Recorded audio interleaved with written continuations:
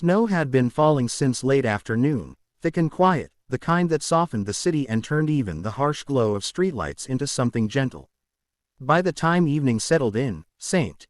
Aurora Medical Center looked almost peaceful from the outside, its tall windows glowing warmly against the winter darkness. Inside, however, Christmas Eve still carried the restless rhythm of a hospital that never slept. Emily Carter stood just outside the sliding glass doors, breathing hard from the run across the parking lot. Snow clung to the hem of her coat and melted slowly into dark patches on her shoes. She pressed her hands against the cold glass for a moment, trying to steady herself. She was late, not a few minutes late. 1 full hour. Her phone screen reflected in the glass as she checked it again. 8:02 p.m. Her shift had started at 7. The bus had broken down halfway through the route, leaving passengers stranded in the snow while the driver argued with dispatch over the radio. By the time another bus arrived, traffic had crawled along icy roads, every stoplight feeling like a punishment. All the way here, Emily had imagined the worst. He would leave. Of course he would leave. Men like Daniel Harrington did not wait around hospital lobbies for shy nurses who couldn't even arrive on time. But when she finally forced herself to step inside the warm lobby, stamping snow from her boots, the first thing she noticed was the Christmas tree. It wasn't large or extravagant. Just a modest artificial tree decorated with red bows, silver strings, and handmade ornaments that some local school had donated. A few wrapped gifts rested beneath it for the pediatric ward, and sitting on a bench near the tree was Daniel Harrington. He looked exactly the way she remembered from the hospital gala 2 weeks earlier, tall, composed, dressed in a perfectly tailored navy suit beneath a charcoal overcoat. Even sitting still, he carried an unmistakable presence, the kind that made people lower their voices when he entered a room. But tonight he was alone. No assistants, no security, no impatient tapping on his phone. He was simply waiting. Emily's stomach twisted. The receptionist at the front desk looked up and gave her a small, relieved smile. "Emily, you made it." She leaned closer to the desk, whispering urgently. "He's still here. He hasn't moved," the receptionist said quietly. "Been there almost an hour." Emily closed her eyes for a second. Great. Just great. Her shoes squeaked faintly against the polished floor as she forced herself to walk toward him. Each step felt heavier than the last. She wished she could disappear into one of the hallways, pretend she hadn't come through the door. But he looked up before she could even reach him. For a brief second, their eyes met, and instead of irritation, he smiled. Not the distant, polite smile she expected from someone like him. It was softer, almost relieved. "You came," he said. Emily stopped a few feet away, clutching the strap of her bag like a lifeline. "Mr. Harrington, I'm so sorry. The bus broke down and I tried to call the hospital but the line kept transferring me and..." She realized she was rambling. "I should have left earlier," she added quickly. "I know you've been waiting. I'm really sorry." He studied her for a moment before standing. Up close, he seemed taller than she remembered. But there was something else too, fatigue around his eyes, like he hadn't slept well in days. "You're not late," he said calmly. Emily blinked. "It's 8. Yes. You've been waiting an hour."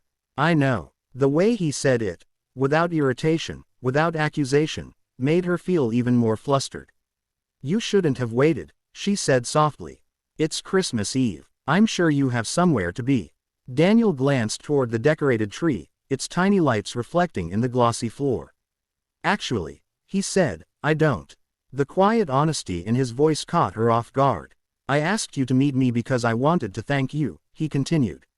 "For what?" "For my mother." Emily's cheeks flushed immediately. 3 weeks earlier, Margaret Harrington had been admitted after a mild stroke. She had one of the hospital's private suites, wide windows, comfortable furniture, and equipment that looked far newer than the machines on other floors.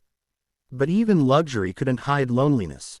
Margaret had spent most evenings staring toward the hallway, listening for footsteps that never stopped at her door. Emily had noticed, so after her shift ended, she sometimes stayed a little longer. 10 minutes, 20, once nearly an hour. She would read aloud from the old mystery novels Margaret loved. Sometimes they talked about Daniel as a boy, how stubborn he had been, how he once built a treehouse that collapsed halfway through construction. Emily had never told anyone she stayed late. It wasn't a big deal, she said quickly now. She just needed someone to talk to. You stayed past your shift, Daniel said. Multiple times. Her heart sank. The director told you. He mentioned it. Emily looked down at the floor. I didn't do it for extra pay. I know. That simple answer surprised her enough that she looked up again. My mother told me, he said quietly. She said there's a nurse who sits with her after everyone else leaves. A shy one who blushes every time she tells embarrassing stories about her son. Emily felt her face grow warm. She said it's the first time the room hasn't felt empty. The words settled gently between them. I'm glad she feels better, Emily said. Daniel studied her carefully. My mother hasn't laughed like that in years, he said. Yesterday she told me she isn't afraid to sleep anymore. Emily's throat tightened. Hospitals could be frightening places, especially at night. Machines hummed constantly. Hallways echoed with distant footsteps. For many patients, the quiet hours were the worst. You were supposed to have tonight off, Daniel said. I swapped shifts. Why? She shrugged slightly. Some of the nurses have kids who wanted them home tonight. I didn't. The statement slipped out before she could soften it. Daniel's voice gentled. No family nearby. My parents passed when I was in school, she said. So, just me. Snow pressed against the lobby windows in swirling white patterns. After a moment, Daniel cleared his throat. Would you walk with me? Emily frowned slightly. Right now, there's something I want to show you. I should probably check in upstairs. You'll be back in 10 minutes, he said. There was something in his tone. Not authority, but quiet certainty. She nodded. They stepped back outside into the snow. A sleek black car waited near the curb, its engine humming softly. Emily hesitated before climbing in. She had never sat in a car like this before. The seats were warm, the interior smelling faintly of leather and cedar. They drove only 2 blocks. When the car stopped, she looked out the window and froze. Across the street stood Mary's Community Hospice. Emily knew it well. The building had struggled for years with funding shortages. Staff worked miracles with outdated equipment and donated supplies. Rumors about closing had circulated more than once. But tonight every window glowed with light. What happened? She whispered. Daniel stepped out and gestured for her to follow. Inside, the difference was astonishing. Fresh paint warmed the walls. New furniture filled the patient rooms. Nurses moved confidently between beds with updated equipment. A small Christmas tree stood in the common room beside a tray of cookies.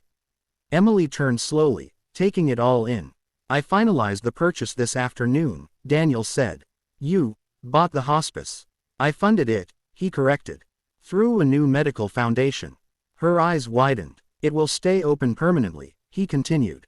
Expanded staff, modern equipment, full palliative care services. Emily looked at him in disbelief. Why? Daniel watched an elderly woman being wheeled toward the Christmas tree by a nurse. I visited last week, he said. The blankets were thin. The beds were old, and yet the staff treated every patient like family. He paused. And then I thought about my mother. Emily remained silent. If she didn't have money, he continued quietly, she might end up somewhere like this. A place trying its best but barely surviving. He turned toward her. And I thought about you. Me. You stayed with my mother because you didn't want her to feel alone on Christmas Eve. Emily swallowed. I've spent years building a company that negotiates billion-dollar deals, Daniel said. But somehow I forgot that compassion can change things faster than profit margins. She shook her head softly. This was your decision. You reminded me to make it. An elderly patient near the tree clapped her hands as a volunteer began playing a carol on an old piano. Emily knelt beside the woman, adjusting the blanket over her lap without thinking. Daniel watched the simple, natural way she moved, like caring for people was as instinctive as breathing. After a few minutes he touched her sleeve. I should take you back. They returned to the hospital, snow crunching beneath their steps. Under the lobby lights, Emily turned to him.